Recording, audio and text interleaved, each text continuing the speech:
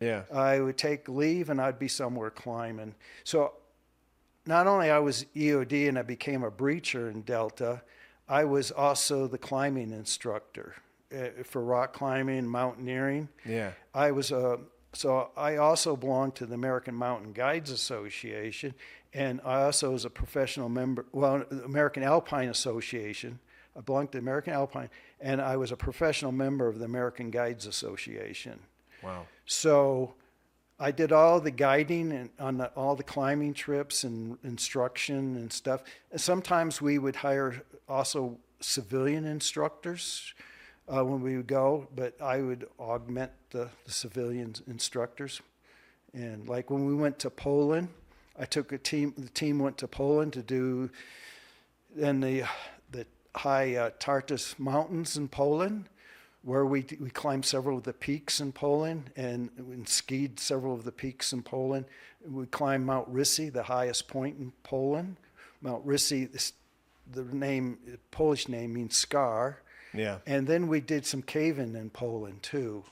And the caves in Poland are vertical, mostly vertical caves where you have to rappel down in the cave and do ascending up and stuff like that. So Yeah. the caves in Poland are very technical. So I was one of the cave instructors, and we had a Polish cave instructor. That's awesome. What did you have to, before you got to that point, where did you do after you had your psychological assessment and all this stuff, and you talked to the psychologist? Like what came after that?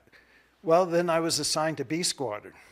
Okay, and what is B Squadron? Well, at that time in Delta, we had two operational squadrons, A Squadron and B Squadron. Okay. So I was assigned to B Squadron. What is a squadron like, is in manpower wise? Like, I would say a squadron was about maybe at the most 25 to 30 people, platoon size. so they were referring to a platoon size element as a squadron? Yeah. So, yeah, when we went through we're based on the 22 SAS, the British 22S. Okay. Colonel Beckwith went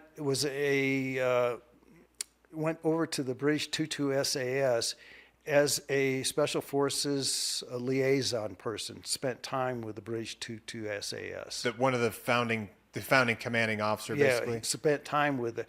So when we, in OTC 1, our shooting instructors were British. No kidding. From the 22 SAS. So you guys learned how to shoot from the SAS guys? Yeah. Wow.